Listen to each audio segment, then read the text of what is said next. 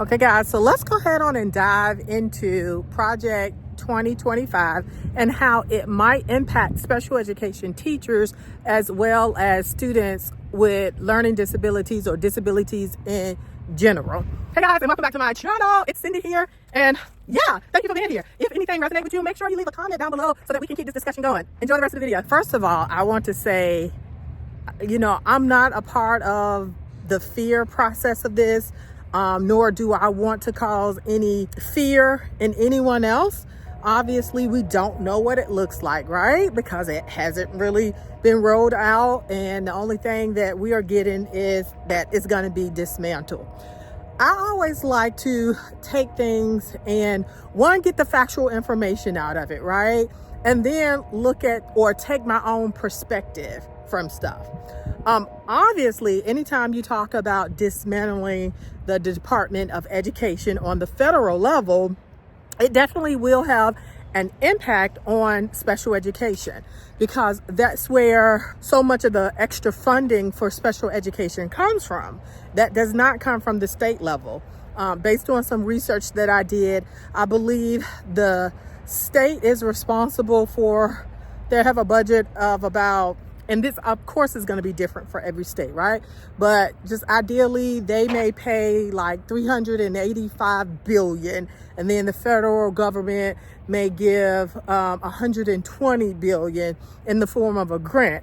And usually that money goes to help supplement the education for students with special needs. So those students who are receiving special education services, no matter what type of services they're getting, whether it is individualized education program, also known as an IEP, whether it is the 504, speech, language, OT, PT, the whole gamut will definitely be impacted.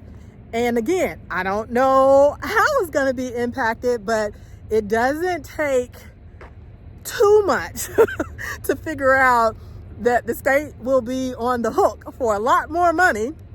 As far as special education teachers, how will it affect us or teachers that are in the public setting?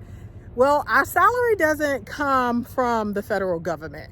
That is still paid at the district level, but it could very well impact how many of those people, right, that you are hiring or whatever. So it's basically a wait and see. It will have some type of effect. Now, will it be real harmful?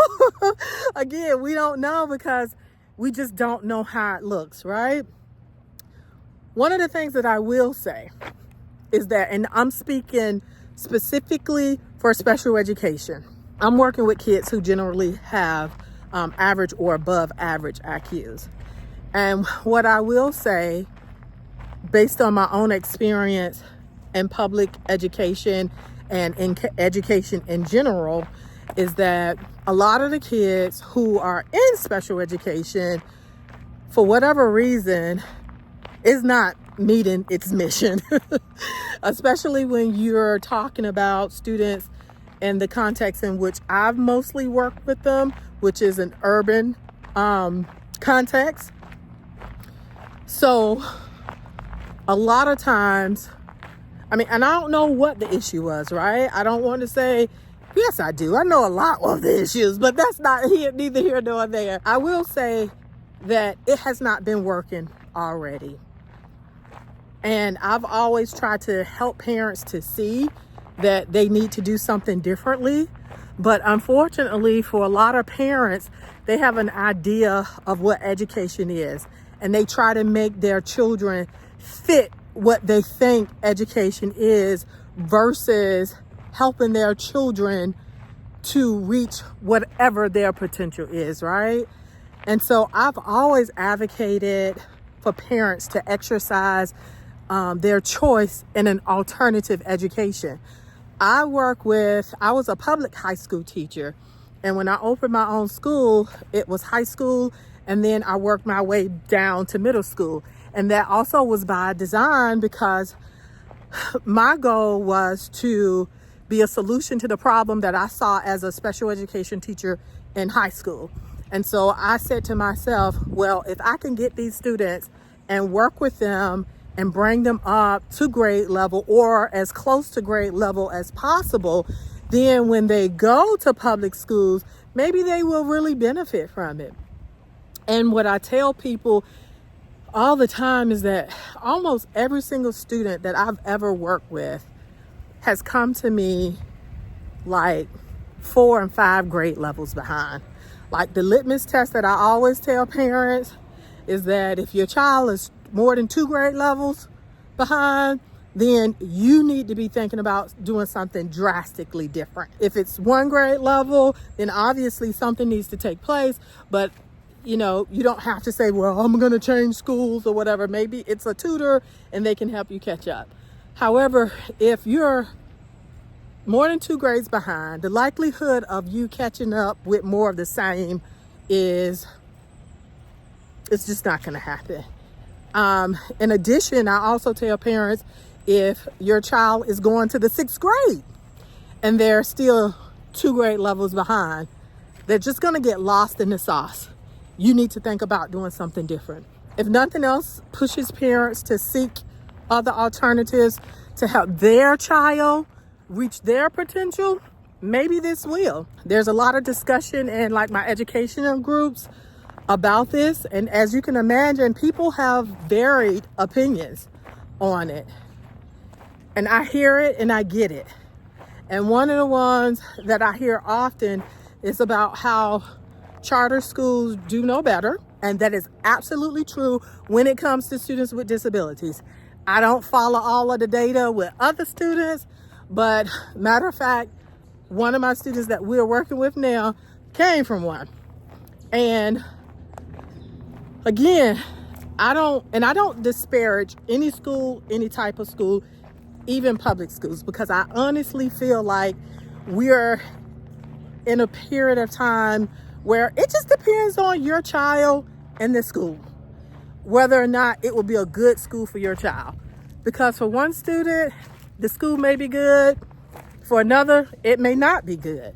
And I think we have to realize that instead of always trying to make that's my student. We have to realize that instead of always trying to make every child fit every school environment. And what I feel like a lot of parents don't get is that when they do that, and you can fight, right? You got all of these rights of a student being in special education. But at the end of the day, sometimes I don't think they understand what that fight may look like in their child. Because you want your child to be perceived as, or to have the right to be included. You want them, and I'm saying quote unquote, to be normal, in which they are already normal, instead of them embracing or teaching them to embrace that difference. Because outside of your parental eye, other people will see them and treat them with that difference. And for me, I would want my child to be confident in knowing that, yep, I may not look like society, I may not act like society, I may not talk like society, but I have strengths. I know who I am, and I'm just going to show up to the world as me, and you can either accept it or you don't. And I think that's a lot of what kids in public education who don't get the help that they should, they face a lot of that. When I get my kids, a lot of them have severe self-esteem issues. Hold on, let me get them. Could y'all go ahead? So I'm letting them walk ahead of me because I don't want to keep getting them in my my video. Oh, and before I get started again, I do want to give a shout out for the creator over at Walk, Talk, Invent. He has this really cool channel in which he records himself going on walks. And as he's walking, he is talking about current events and sometimes venting. And I thought it was really cool.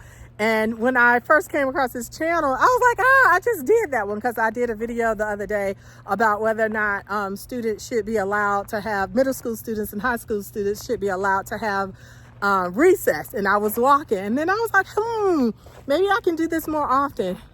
So anyway, that's where I kind of got the idea from.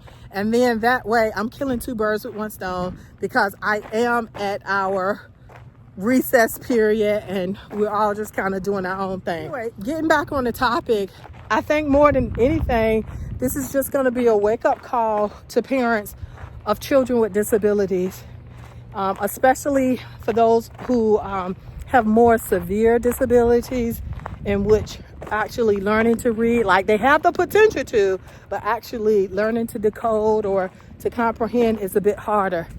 And I don't think it's not about like watering down the curriculum as much as it is slowing it down so that your child can learn as much as they can.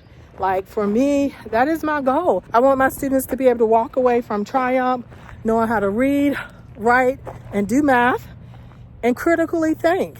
And whatever level they attend to, as long as it's their personal best, then I'm happy. So for every student, they may not get to an on grade level.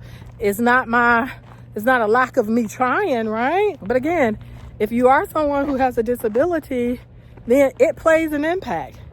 And for some, it will limit how much they are able to learn, right? It doesn't have to impact their quality of life. And students with disabilities often they have to learn and understand that sometimes they just have to work harder than other students. And they're gonna grow up into adults who have to work harder than adults. But if you don't teach them that now, or help them have an awareness of the fact that they are equal to their non-divergent peers in every way, they just experience the world differently, then they end up having lots of shocks.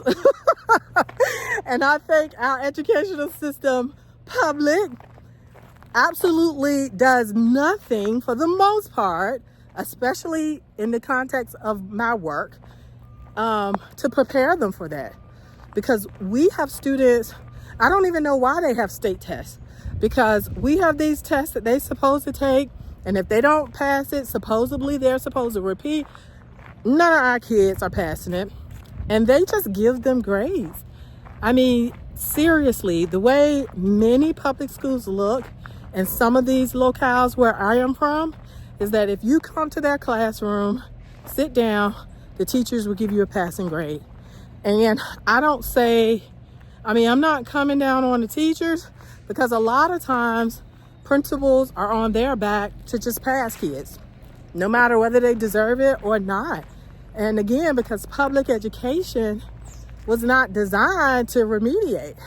We get in a crop this year, we ready for a new crop next year. And if too much of the crop needs to be retained, then that means you got double the crop. And so it can't handle that. And that's why they want to keep pushing kids ahead. And honestly, we associate, I guess, learning with moving from grade to grade versus with how much mastery. And that's what parents want to see. And, I remember I saw a story somewhere where the parent was outraged. I think her son, he was in high school, maybe a junior or something.